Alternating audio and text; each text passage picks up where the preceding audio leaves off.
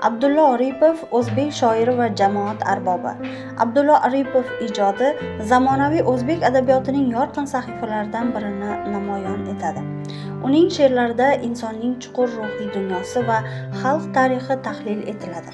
1998-yil Abdulla Aripov O'zbekiston qahramoni unvoniga musharraf bo'lgan. Abdulla Aripov 1941-yil Qashqadaryo viloyati Kosonsoy tumani Nekos qishlog'ida tug'ilgan.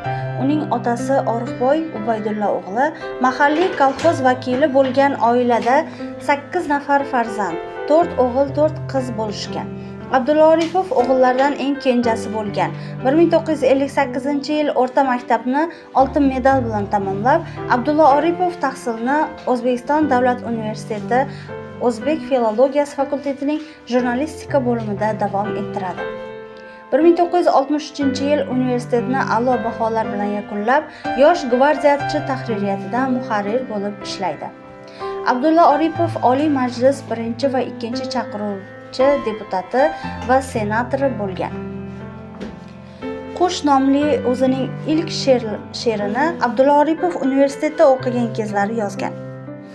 Abdulla Aripov 1992-yil 10-dekabrda O'zbekiston Respublikasi Oliy Kengashining 11-sessiyasida qabul qilingan O'zbekiston Respublikasining davlat madhiyasi muallifi.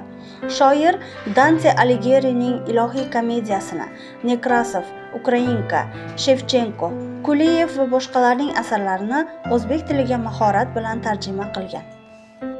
Abdulla Aripovning Bahor, Birinchi muhabbatim, Kuz, Saraton, O'zbekiston, Munojotni tinglab, Otello, Sarob, Dengizga, Malomat toshlari, Oltin baliqcha, Yuzma-yuz, Genetika va boshqa she'rlari 20-asrning ikkinchi yarmi o'zbek adabiyotining yorqin namunasidir.